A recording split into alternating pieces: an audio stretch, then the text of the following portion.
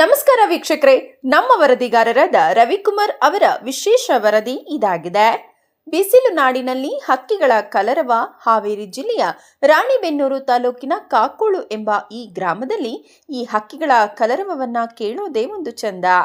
ಹಾವೇರಿ ಜಿಲ್ಲೆ ರಾಣಿಬೆನ್ನೂರು ತಾಲೂಕಿನ ವೆಂಕಟಾಪುರ ಗ್ರಾಮದಲ್ಲಿ ಚಂದ್ರು ಜಾನಪ್ಪ ಶಿಡೇನೂರವರು ಜನಿಸುತ್ತಾರೆ.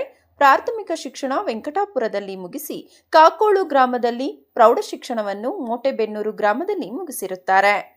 ಪಿಯುಸಿ ಪದವಿ ಮತ್ತು ಸ್ನಾತಕೋತ್ತರ ಪದವಿಯನ್ನು ಹಾಗೂ ಪತ್ರಿಕೋದ್ಯಮವನ್ನು ಹಾವೇರಿಯಲ್ಲಿ ಮುಗಿಸಿರುತ್ತಾರೆ. ಪಕ್ಷಿ ವೀಕ್ಷಣೆ, ವನ್ಯಜೀವಿಗಳ ಛಾಯಾಗ್ರಹಣ ಇವರಿಗೆ ಅಚ್ಚುಮೆಚ್ಚು. ಇವರ ಛಾಯಾಚಿತ್ರಗಳು ರಾಜ್ಯ, ರಾಷ್ಟ್ರ, ಅಂತಾರಾಷ್ಟ್ರೀಯ ಮಟ್ಟದಲ್ಲಿ ಪ್ರಶಸ್ತಿಗೆ ಭಾಜನರಾಗಿವೆ. ಕಳೆದ 10 ವರ್ಷದಿಂದ ಪರಿಸರ, ವನ್ಯಜೀವಿಗಳ ಹಾಗೂ ಪ್ರಾಣಿ ಪಕ್ಷಿಗಳ ಸಂರಕ್ಷಣೆ, ಬೆಂಕಿ ನಂದಿಸುವ ಕೆಲಸ, ಪರಿಸರ ಜಾಗೃತಿ ಕಾರ್ಯಕ್ರಮ ಮಾಡುತ್ತಾ ಬಂದಿರುತ್ತಾರೆ.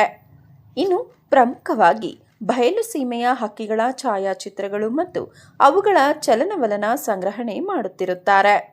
ವನ್ಯಜೀವಿ ಛಾಯಾಗ್ರಾಹಕರಿಗೆ, ಶಾಲಾ ಕಾಲೇಜು ವಿದ್ಯಾರ್ಥಿಗಳಿಗೆ, ಸಂಶೋಧನಾಕಾರರಿಗೆ ಅನುಕೂಲವಾಗಲೆಂದು ತಮ್ಮ ಸ್ವಂತ ಜಮೀನಿನಲ್ಲಿ ಅವುಗಳ ಇರುವಿಕೆಗೆ ನೀರಿನ ತೊಟ್ಟಿ ಮತ್ತು ಹಣ್ಣಿನ ಗಿಡಗಳನ್ನು ಹಾಕಿ ಬಂದವರಿಗೆ ಮಾರ್ಗದರ್ಶನ ಮಾಡುತ್ತಾ ಬರುತ್ತಿದ್ದಾರೆ.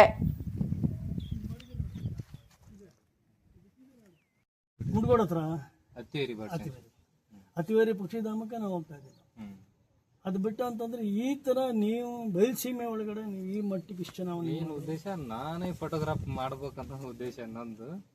ಮತ್ತೆ ಇದು ಒಂದು ಸ್ವಲ್ಪ ನಮ್ಮಲ್ಲಿ ಇರೋದು ಏನಿದೆ ನೋಡೋಣ, ಅವುಗಳ ಬಗ್ಗೆ ಬರೆಯೋಣ, ಒಂದು ಆರ್ಟಿಕಲ್ ಅಥವಾ ಮುಂದಿನ ಪೀಳಿಗೆಗೆ ಗೊತ್ತಾಗಲಿ ಅನ್ನೋ ಉದ್ದೇಶ, ಪ್ರಮುಖ ಉದ್ದೇಶ ನಂದು. ಅದು ಪ್ರವಾಸಿಗರು ಬರಲಿ ಬರದಲ್ಲಿ ಸೆಕೆಂಡ್ರಿ ಸರ್. ನನ್ನ ಸ್ಯಾಟಿಸ್ಫ್ಯಾಕ್ಷನ್ಗೋಸ್ಕರ ನಾನು ಸೆಡ್ ಥರ ಮಾಡ್ಕೊಂಡಿದ್ದೀನಿ. ಅಲ್ಲ, ಇದನ್ನೇನಂತ ಹೇಳಿದ್ರೆ ಏನಿದು ಮರ್ತೆ ನಾನು ಇದನ್ನ ಮಾಡಿದ್ದೆ. ಇದು ಪೇಂಟೆಡ್ ಬುಷ್ ಕಾಯಿಲ್ ಬರ್ತಾರೆ, ಬಹಳ ರೇರ್ ಬರ್ಡ್ ಸರ್ ಅದು. ಪೇಂಟೆಡ್ ಬುಷ್ ಕಾಯಿಲ್ ಮತ್ತೆ ಯೆಲ್ಲೋ ಲೆಗ್ಡ್ ಬಟನ್ ಕಾಯಿಲ್ ಬರ್ತಾ ಇದೆ ಸರ್. ಸಮ್ಮರ್ ಅಲ್ಲಿ ಬಂತಲ್ಲ, ಹಾಗಾಗಿ ಅದನ್ನೊಂದು ಸೆಟಪ್ ನ್ಯಾಚುರಲ್ ಕ್ರಿಯೇಟ್ ಮಾಡಿದ್ದೀನಿ ಸರ್.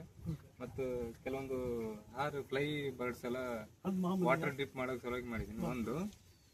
ಮತ್ತು ಯಾರು ಟ್ರೈನಿಂಗ್ ಹುಡುಗರು ಏನಾದ್ರು ಬಂದ್ರೆ, ಅದಕ್ಕೆ NCC ಹುಡುಗರು ಏನಾದ್ರು ಬಂದ್ರೆ ಅವರಿಗೆ ರೈಫಲ್ಸ್ ಬಗ್ಗೆ ಕುರ್ನ ಮತ್ತು ಜೋಡ್ ಸರ್. ನಮ್ದು ಕನ್ಸರ್ವೇಷನ್ ಅಂದರೆ ನಮ್ದು ಹೊಲ ಕಾಡಿನ ಹತ್ರ ಇರೋದ್ರಿಂದ ನಮಗೆ ಇಲ್ಲಿ ಏನೋ ಆ್ಯಕ್ಟಿವಿಟಿ ಇದ್ರೂ ಗೊತ್ತಾಗುತ್ತೆ, ಏನೋ ಒಂದು ಗಿಡ ಕಡಿದ್ರೂ ಗೊತ್ತಾಗುತ್ತೆ, ಒಂದು ಬೆಂಕಿ ಬಿದ್ರೂ ಗೊತ್ತಾಗುತ್ತೆ.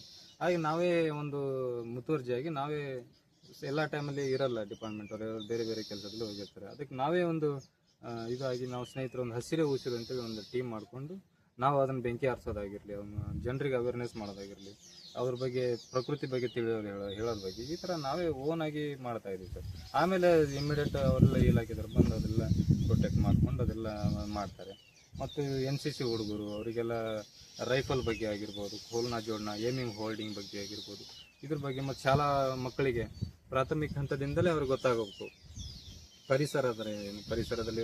ಪರಿಸರದಲ್ಲಿ ಏನೇನಿರುತ್ತೆ, ವನ್ಯ ಪ್ರಾಣಿಗಳು, ಇನ್ಸೆಕ್ಟ್, ಕ್ರಿಮಿ, ಕೀಟಗಳು, ಅವುಗಳ ಬಗ್ಗೆನೂ ಗೊತ್ತಿರಲ್ಲ. ಅದ್ರ ಬಗ್ಗೆ ಮತ್ತು ಮಳೆ, ಗಾಳಿ ಇದ್ರ ಬಗ್ಗೆನೂ ಗೊತ್ತಿರೋದು, ಅದ್ರ ಬಗ್ಗೆ ಅರಿವು ಆಗಲಿ ಅನ್ನೋ ಉದ್ದೇಶ ನಮ್ದು ಸರ್. ಪ್ರಾಥಮಿಕ ಹಂತದಿಂದಲೇ ಅವರಿಗೆಲ್ಲ ಸಣ್ಣವರಿದ್ದಾಗಿದ್ದಾನೆ ಗೊತ್ತಾದ್ರೆ ಅವು ಉಳಿಸ್ಬೇಕಲ್ಲ, ಈ ಗುಬ್ಬಿ ಉಳಿಸ್ಬೇಕಲ್ಲ, ಕಾಡು ಉಳಿಸ್ಬೇಕಲ್ಲ, ಅವ್ರಿಗೆ ಮೈಂಡಲ್ಲಿ ಬರುತ್ತೆ. ಹಾಗಾಗಿ ಅವ್ರಿಗೆ ಈ ಥರ ಮಾಡ್ಕೊಂಡು ಶೆಡ್ ಥರ ಮಾಡ್ಕೊಂಡು ನನ್ನ ಸ್ವಂತ ಜಾಗದಲ್ಲಿ ಪರಿಸರ ಬಗ್ಗೆ, ವನ್ಯ ಪ್ರಾಣಿಗಳ ಬಗ್ಗೆ ನಾನು ಅವೇರ್ನೆಸ್ ಮಾಡ್ತಾ ಇದ್ದೀನಿ. ಮಳೆನೇ ಇರೋದು ನಾವು ಬೆಳೆದಿದ್ದೆಲ್ಲ ಒಂಥರ ಕಾಡಲ್ಲೇ ಬೆಳೆದ ಥರ ನಮಗೆ ವಾತಾವರಣ. ನಾವು ಸಣ್ಣವರಿದ್ದಾಗೆಲ್ಲ ಎಲ್ಲ ರಜೆ ಇದ್ದಾಗ ದನ ಮೆಸಕ್ಕೆ ಹೋಗೋದು, ಶನಿವಾರ ಭಾನುವಾರ ಅಂತಂದರೆ ಇಲ್ಲೆಲ್ಲ ಜಂಗಲಿಗೆಲ್ಲ ಆಟ ಆಡೋದು. ಹಾಗಾಗಿ ನಮ್ಮ ಪರಿಸರ ಒಂಥರ ಆವರಿಸ್ಕೊಂತು ಅಂತ ಹೇಳ್ಬೋದು. ಮತ್ತು ಅದೇ ರೀತಿ ನಾನು ಪದವಿಯಲ್ಲಿ ಪತ್ರಿಕೋದ್ಯಮ ತೊಗೊಂಡೆ. ಅಲ್ಲಿದ್ದ ನಮಗೆ ನೇಚರ್ ಬಗ್ಗೆ, ಯಾವುದೋ ಒಂದು ಬರ್ಡ್ ಬಗ್ಗೆ ಏನೋ ಕಾಣ್ತಂದ್ರೆ ಅದ್ರ ಬಗ್ಗೆ ರೈಟ್ ಅಪ್ ಮಾಡ್ತೀನಿ ನಾನು. ಅದೇ ಹಾಗೆ ಬೆಳ್ಕೊಂಡು ಬಂತು. PG ಪತ್ರಿಕೋದ್ಯಮ ಮಾಡಿದೆ. ಅವಾಗ ವಿವಿಧ ಪತ್ರಿಕೆಯಲ್ಲಿ ಸಂಯುಕ್ತ ಕರ್ನಾಟಕ, ವಿಜಯ ಕರ್ನಾಟಕ, ಪ್ರಜಾವಾಣಿ ಎಲ್ಲ ಕೆಲಸ ಮಾಡಿದೆ. ಒಂದು 8-9 ವರ್ಷ ಕೆಲಸ ಮಾಡಿದೆ. ಆಮೇಲೆ ಅದ್ರ ಬಗ್ಗೆ ನಾವು ಒಂದು ಸ್ವಲ್ಪ ಡೀಪ್ ಆಗಿ ಹೋಗ್ಕೊಂತ ನಮ್ಮ ಪರಿಸರ ಬಗ್ಗೆ ನಾವು ಎಲ್ಲೋ ತಂದೆ ತಾಯಿ ದೂರ ಅಲ್ಲೆಲ್ಲ ಆಗೋದ್ರಿಂದ ನಾನು ಅದನ್ನು ಕ್ವಿಟ್ ಮಾಡಿ ಈ ಫ್ರೀಲಾನ್ಸರಾಗಿ ಹವ್ಯಾಸಿ ಪತ್ರಕರ್ತನ ಕೆಲಸ ಮಾಡಿಕೊಂಡು ತಂದೆ ತಾಯಿ ನೋಡಿಕೊಂಡು ಒಂದಿಷ್ಟು ಸ್ವಲ್ಪ ಹೊಲ ಇದೆ, ಕೃಷಿ ಮಾಡಿಕೊಂಡು ಪರಿಸರ ಜಾಗೃತಿ ಮಾಡಿಕೊಂಡು ಇದ್ದೀನಿ ಅಷ್ಟೇ. ಮಳೆ ಆಗೋದೇ ಭಾಳ ಕಡಿಮೆ. ಬಯಲುಸೀಮೆ ಅಂದರೆ ಬಿಸಿಲು ಜಾಸ್ತಿ ಸರ್. ನಮ್ಮಲ್ಲಿ ಬರೋವಂಥ ಹಕ್ಕಿಗಳೇ ಬೇರೆ ಸರ್.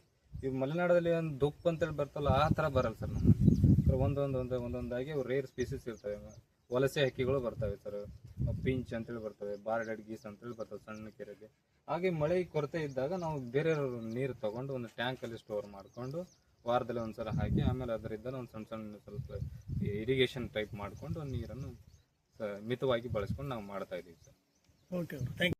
ಡೈರೆಕ್ಟ್ ಕೆಲವೊಂದು ಬರ್ಡ್ಸ್ ಡೈರೆಕ್ಟ್ ಬರಲ್ಲ ಸರ್. ಹೌದು ಅದಕ್ಕೆ ಹೇಳಿದೆ ಬೇರೆ